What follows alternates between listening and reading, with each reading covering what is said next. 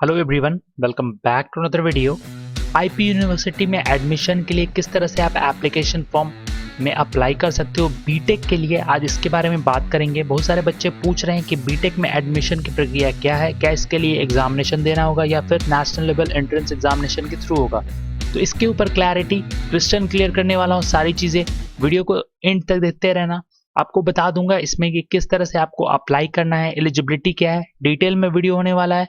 आप हमारे Telegram channel पे जाके ज्वाइन कर सकते हो। वीडियोस के अपडेट के लिए लिंक डिस्क्रिप्शन में है या फिर टेलीग्राम ऐप में सर्च करो @पल्लव आसू फिल्म्स।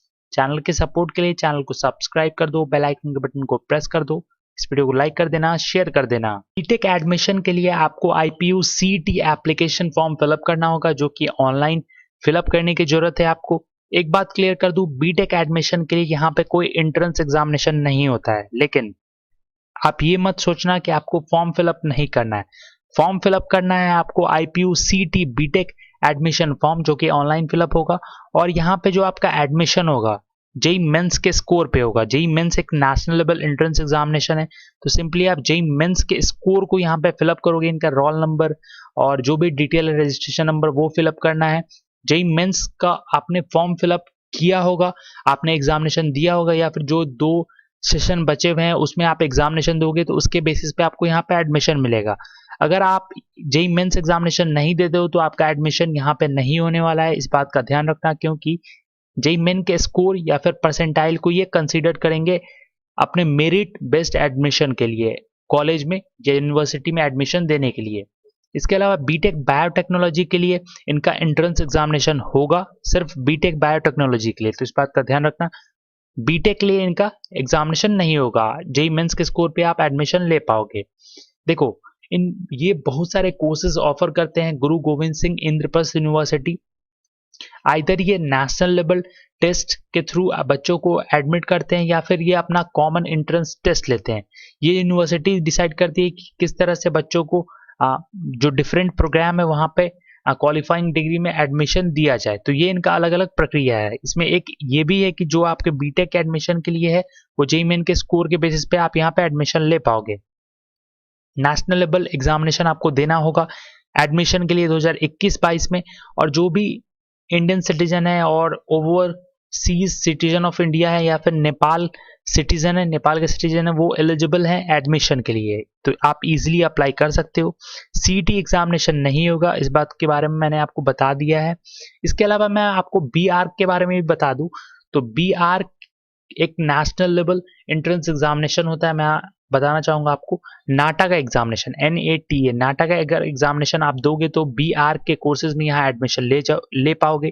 5 ईयर का कोर्स है, CET कोड 100 है और नेम ऑफ प्रोग्राम BARC है। तो जो भी कैंडिडेट्स नाटा के एग्जामिनेशन को क्वालिफाई करते हैं, जो कि कंडक्ट करता है काउंसिल ऑफ आर्किटेक्चर, आपने अगर फॉर्म फिलअप किया है और एलिजिबिलिटी कंडीशन को मैच करते हो, तभी आपका एडमिशन, यानी कि अगर उसमें एग्जामिनेशन दोगे देन वहां पे क्वालिफाई होने के बाद यहाँ पे आपको सिंपली यहाँ पे आपको एडमिशन मिल जाएगा। तो वहां पे क्वालिफाई होना जरूरी है, यहाँ पे आपको फॉर्म फिलअप करना होगा। एग्जामिनेशन नहीं होगा लेकिन फॉर्म फिलअप करना होगा। मेरिट बेस्ड के थ्रू आपको एडमिशन दिया जाएगा। BARC एलिजिबिलिटी के बारे में बात करें तो यहाँ पे कोई CET एग्जामिनेशन नहीं होता है, आपको नाटा के थ्रू आना होगा। एडमिशन क्राइटेरिया की बात की जाए तो नाटा में तो आपको एक परफेक्ट स्कोर करना ही है।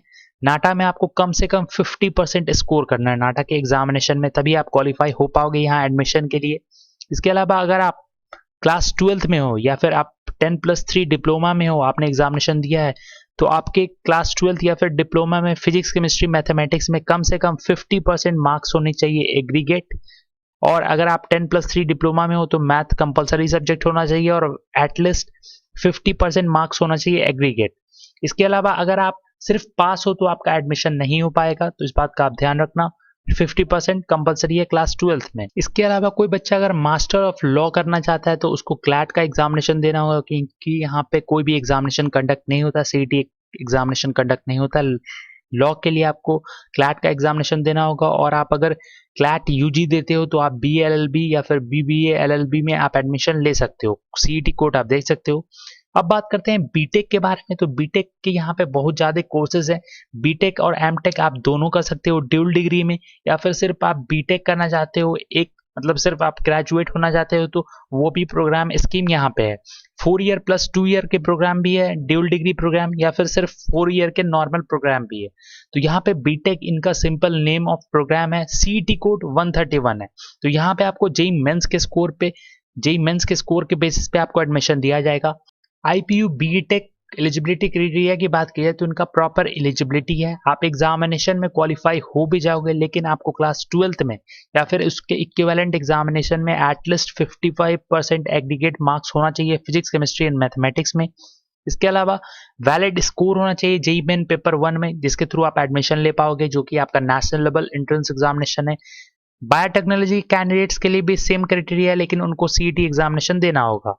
देख सकती हो यहाँ पे और कुछ प्रोग्राम है जो कि इंट्रोड्यूस किए गए हैं, जिसके बारे में मैंने आपको ऑलरेडी बता दिया है। यूनिवर्सिटी कोई भी एग्जामिनेशन जो आपका सीईटी एग्जामिनेशन है एडमिशन के लिए वो कंडक्ट नहीं करती है। सिंपली आपको जेईई मेन पेपर 1 के एग्जामिनेशन जो आप दोगे उसमें जो आपका स्कोर आएगा उसके बेसिस पे मेरिट लिस्ट प्रिपेयर किया जाएगी, तो उसके बेसिस पे आपको एडमिशन दिया जाएगा। तो सिंपली मैंने आपको ऑलरेडी बता दिया है, कोड भी आपको पता है तो कोड भी आप चेक कर सकते हो। 131 कोड है बीटेक के लिए, बैचलर ऑफ डिजाइन के लिए 600 कोड है और 4 ईयर का कोर्स है, ये अलग है, तो इस बात का ध्यान रखना। इसके अलावा जितने भी कैंडिडेट्स हैं उनको एग्जामिनेशन देना जरूरी है, जो कि मैंने आपको ऑलरेडी बता दिया है।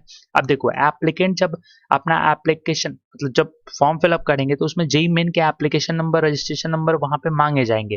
तो आपने अगर जेईई मेंस का फॉर्म फिलअप किया होगा तो वो सारी चीजें आपको वहां पे दर्ज कर देनी है। अगर आप इसमें फेल होते हो मतलब एप्लीकेशन नंबर और रजिस्ट्रेशन नंबर फिल करने में, जो आपका जेईई मेन का फॉर्म है उसमें रजिस्ट्रेशन नंबर होगा और आपका एप्लीकेशन नंबर होगा, अगर उसको फॉर्म फिलअप करने के समय नहीं फिलअप करते हो तो आपका फॉर्म रिजेक्ट हो जाएगा, क्योंकि आपको पता है कि जो नेशनल लेवल एग्जामिनेशन है, जेईई मेन का एग्जामिनेशन है, उसी के बेसिस पे यहाँ पे मेरिट लिस्ट प्रिपेयर किया जाएगा। तो सभी चीजें सही से भरना और काउंसलिंग भी उसी के बेसिस पे होगा।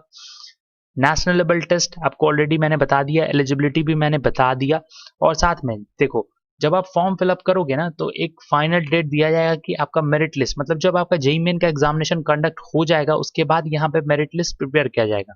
इसके साथ ही BTech, BA LLB, BBA LLB, LLM, BR programme के लिए भी कोई सीईटी एग्जामिनेशन नहीं होता है। इसके अलावा मेडिकल के कोर्सेज की बात करें तो मेडिकल के कोर्स कुछ कोर्सेज में, मतलब लगभग सारे कोर्सेज में जो मेडिकल प्रोग्राम है वहां पे भी एग्जामिनेशन नहीं होता, सीईटी कंडक्ट नहीं किया जाता। मेडिकल एग्जामिनेशन के लिए भी, मेडिकल के एडमिशन के लिए भी आपका नेशनल लेवल एंट्रेंस एग्जामिनेशन के थ्रू यहाँ पे एडमिशन होता है। जैसे कि आप पोस्ट ग्रेजुएट मेडिकल कोर्स करना चाहते हो तो आपको पीजीएमसी एग्जामिनेशन देना होगा। अगर आप एमबीबीएस करना चाहते हो तो आप नीट के थ्रू आ सकते हो, नीट का एग्जामिनेशन आपने दिया होगा या फिर देने वाले हो, फॉर्म फिलअप किया होगा तो उसके एप्लीकेशन नंबर और पासवर्ड, यहाँ पे एप्लीकेशन नंबर और रजिस्ट्रेशन नंबर वो सारी चीजें फिलअप करनी है। नीट का अभी तक फॉर्म फिलअप नहीं हुआ है तो जैसे ही फॉर्म फिलअप होगा तब आप ये सारी चीजें यहाँ पे दर्ज करोगे। उसके अलावा बीएससी नर्सिंग या फिर बीएमएस, बीएचएमएस, पीजीएसी, तो जो भी नेशनल लेवल एंट्रेंस एग्जामिनेशन है उसके थ्रू यहाँ पे आप एडमिशन के लिए आ सकते हो। अब इनके ऑफिशियल वेबसाइट पे चलते हैं। अब जिन प्रोग्राम के लिए एग्जामिनेशन होता है उसके बारे में एक बार बात कर लेते हैं। देखो, ये GGSIPU का ये ऑफिशियल वेबसाइट है और यहाँ पे एग्जामिनेशन के सारे इन्फॉर्मेशन दे दिए गए हैं। साथ में आप देख सकते हो जो आपका एग्जामिनेशन है वो इस बार ऑनलाइन कंडक्ट किया जाएगा और registration for online proctor examination, तो आपका एग्जामिनेशन आपके घर से ही होगा, तो इस बात का भी ध्यान रखना। इसके साथ ही आप अप्लाई भी कर सकते हो यहाँ पे अप्लाई क्लिक करके। इसके अलावा इनका एडमिशन वाउचर भी है तो वो भी चेक कर सकते हो। सिंपली मैं दिखा दूँ आपको किस तरह से यहाँ पे अप्लाई होगा। तो ये इनका एप्लीकेशन फॉर्म वाला वेबसाइट है, सिंपली आपको रजिस्ट्रेशन करना है, देन उसके बाद एप्लीकेशन फॉर्म फिलअप करना है। इसके अलावा इनका एक प्रॉक्टर जो एग्जामिनेशन होगा उसके भी डिटेल्स इस वीडियो में शेयर किए गए हैं। देन उसके बाद इनका एक प्रॉपर जो गाइडलाइंस है वो कह सकते हो वो भी रिलीज किया गया है, तो मैं एक बार आपको वो दिखा देता हूँ। मैंने इसको चेक किया, इसमें काफी ज्यादा इंफॉर्मेशन दिए गए हैं तो आप सिंपली चेक कर सकते हो। इसके बहुत सारे फायदे हैं, देख सकते हो आप यहाँ पे। मैं थोड़ा सा जूम आउट करता हूँ इसको, और जूम आउट मैंने कर दिया। देख सकते हो जनरल एडमिशन वाउचर, तो यहाँ पे बहुत सारे डिटेल शेयर किए गए हैं तो आप सिंपली चेक कर सकते हो सारे प्रोग्राम के बारे में। लगभग 209 पेज का है और यूनिवर्सिटी के बारे में सारी चीजें शेयर की गई है, कौन सा एग्जामिनेशन होगा, कौन सा एग्जामिनेशन नहीं होगा, डिटेल में है। और डेप्थ में जाना चाहते हो तो जरूर से ये चेक करो PDF, इसका लिंक मैं डिस्क्रिप्शन में डाल दूंगा, वहां से भी आप डायरेक्टली विजिट कर सकते हो। सो उम्मीद है आपको वीडियो पसंद आया होगा। कोई भी डाउट है तो कमेंट कर देना। So thank you for watching, thank you.